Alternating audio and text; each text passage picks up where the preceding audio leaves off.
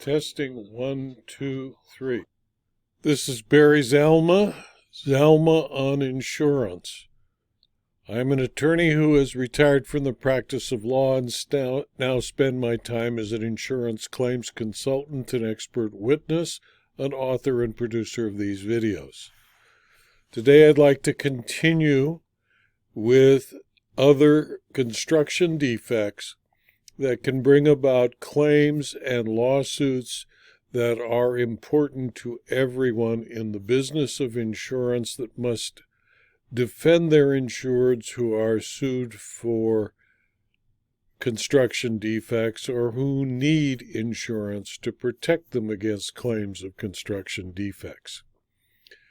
Additional defects from those discussed in previous videos include flashing defects. Flashing failures typically are related to 1. Improper design, 2. Detailing, 3. Material selection, or 4. Improper installation.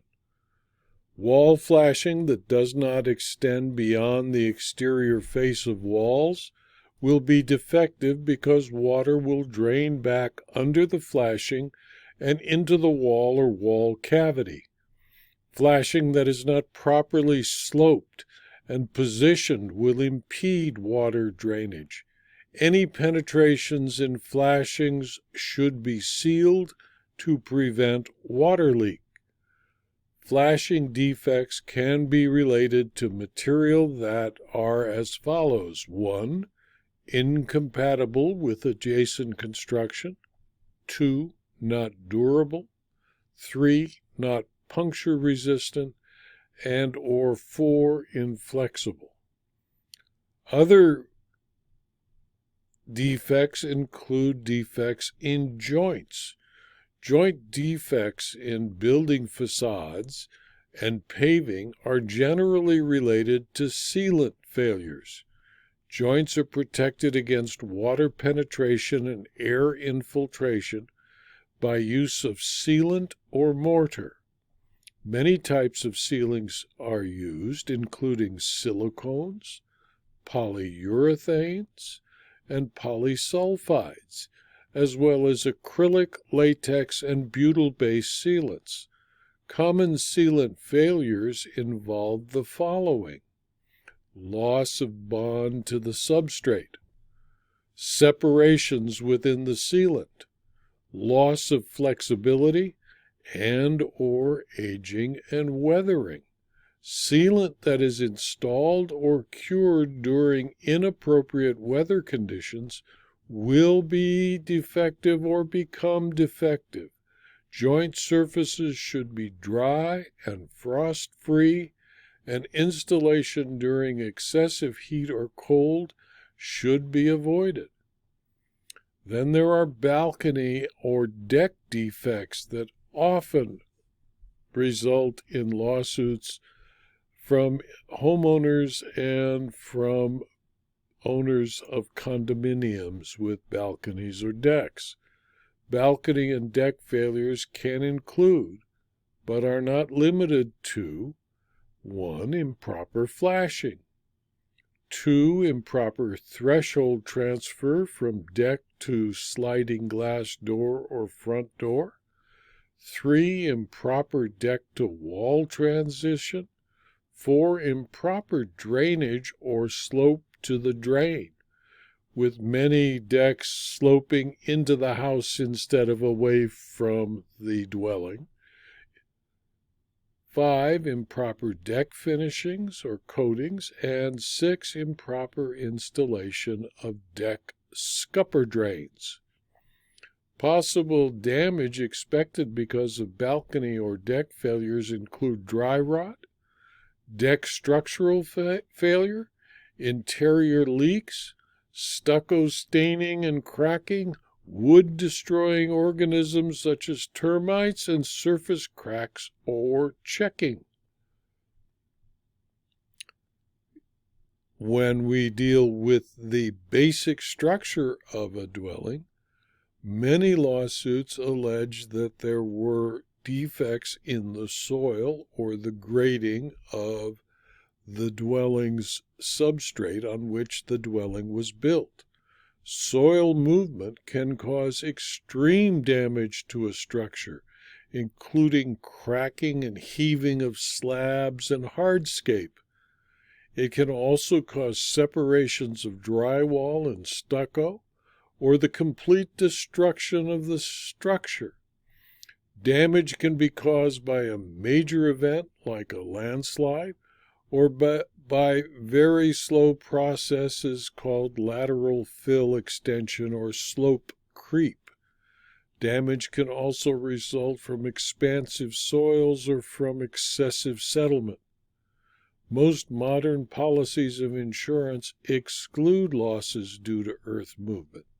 Without such coverage, the owner will be uninsured and be compelled to fund the repair or write off the loss of the property if it suffers damage due to earth movement. As a result, inspection and engineering studies are essential before property is purchased that could incur damage if the soil moves. For example, several years ago, in the city of Malibu, a hillside had been the cause of a landslide in the past because water would seep into the facilities and into the land on which the homes were built. This was the Big Rock Mesa area of Malibu, and the homeowners and developers had resolved the problem by inserting pumps to pump the water out of the ground and keep the land stable. But they stopped paying for the pumping, and water got into the system, and Big Rock Mesa started a slow creep towards the ocean. Homes on the hillside were severely damaged, with homeowners claiming they could see the sky through their living room ceilings because the home had moved part away from the land and the other part had stayed stable. Multiple thousands, hundreds of thousands of millions of dollars of lawsuits were filed as a result of the Big Rock Mesa claim, and many insurers paid and many did not because landslide and earth movement was excluded. But the negligence of the homeowners association in stopping draining the water out of the mesa gave some people coverage under the concurrent cause doctrine. Most developments are graded before construction is begun. Soil can be removed, that is, cut, or added, fill, at the time of grading. Correct compaction of the soil at the directions of a competent geotechnical engineer during the grading phase is critical, as is the structural engineering design to deal with soil conditions. Soil problems include improper grading, inadequate compaction, inadequate foundation design for highly expansive soils, inadequate site drainage, as in Big Rock Mesa, inadequate area and retaining wall drains, and inadequate setback or depth of pilasters, which are deeply sunk into bedrock beams of concrete and steel to keep the house stable.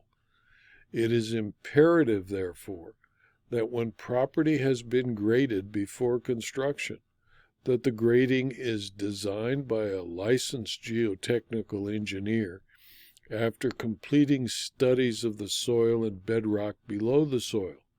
Further, a structural engineer would work with the geotechnical engineer to design structures that will perform adequately under the conditions of the soils. For example, in Widows versus State Farm, a 2006 decision of the Florida Court of Appeal, an earth movement exclusion was found to not apply because the insurer failed to prove all causes were excluded. Although there was earth movement involved, it was the duty of the insurer to prove the earth movement was the efficient proximate cause of the loss. Then there is the defects that are claimed from the installation of Chinese manufactured drywall in the last 10 or 20 years. American construction companies use millions of pounds of Chinese-made drywall because it was abundant and cheap. That decision is causing serious concern to builders, developers, insurers, and hundreds of homeowners and apartment dwellers who believe that the wallboard gives off fumes that could corrode copper pipes, blacken jewelry and silverware, and possibly make people sick. The drywall may have been used in more than 100,000 homes, according to some estimates, including homes rebuilt after Hurricane Katrina. The drywall apparently causes a chemical reaction that gives off a rotten egg stench, sulfur dioxide, which grows worse with heat and humidity, something there's a lot of in Florida.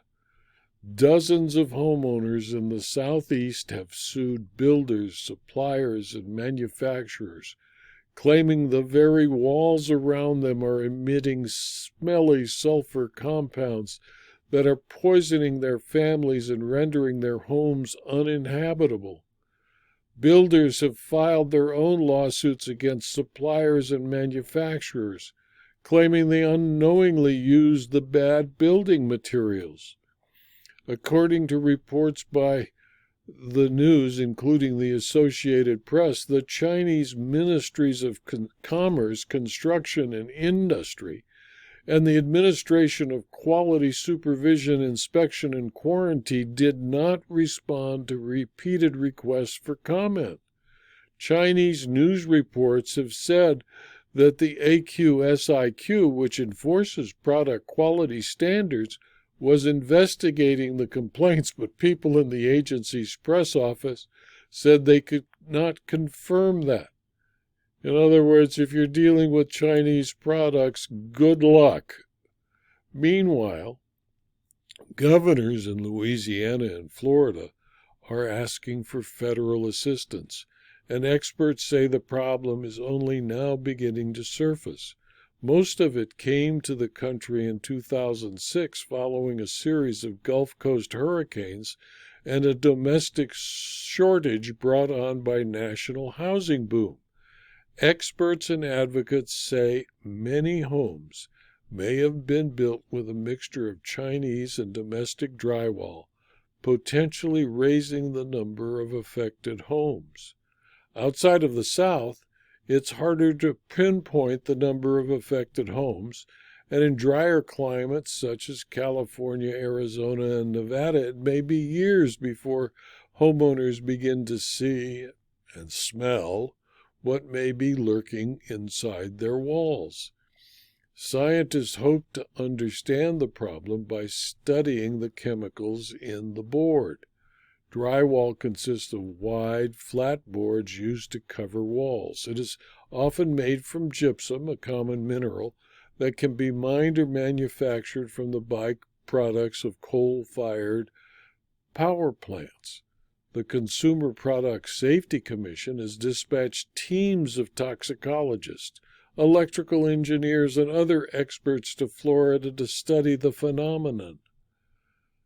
The Commission is also working with the Environmental Protection Agency and the Centers for Disease Control.